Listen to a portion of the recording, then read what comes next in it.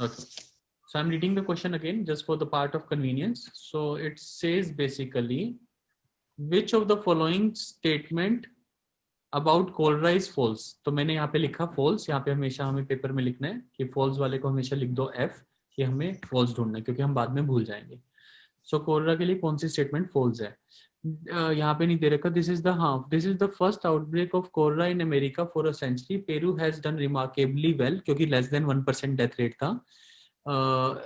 Coordinator of cholera task force at the Pan American Organization in Washington. Cholera is treatable when diagnose promptly. अगर एकदम हो जाए तो मतलब फिर तो बचा सकते हैं. जिम टोलक जो डायरियल डिजीज. चल तू ना मैम प्लीज, बाय गुड एकदम शुरू हो जाते हैं बच्चे हमारे. ओके कोई बात नहीं, चलो हम अपना कंसंट्रेट करते हैं.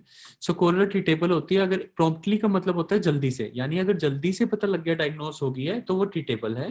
Head of the diarrhoeal says Peru for years have been training its doctors to treat diarrhoeal disease and this has helped to reduce the death toll.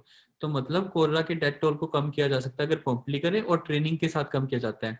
Collar, और मैं इसलिए ज्यादा पढ़ रहा हूँ क्योंकि वैसे पेपर में जब आपके पास ओईटी में रीडिंग आएगी according to paragraph 1, according to paragraph, तो यहाँ पे अकॉर्डिंग टू पैराग्राफ 5-6 दिया होगा, पर दिया नहीं है इसलिए मेरे को पढ़ना पड़ रहा है.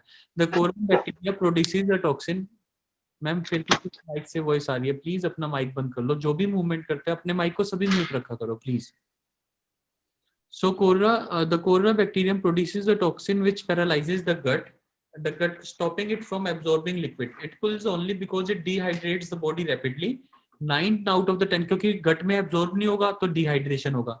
9 out of the 10 patients will recover simply by drinking oral rehydration, a balance of water, sugar and salt. तो ये तीनों चीजें पीते रहो, ठीक हो जाओगे.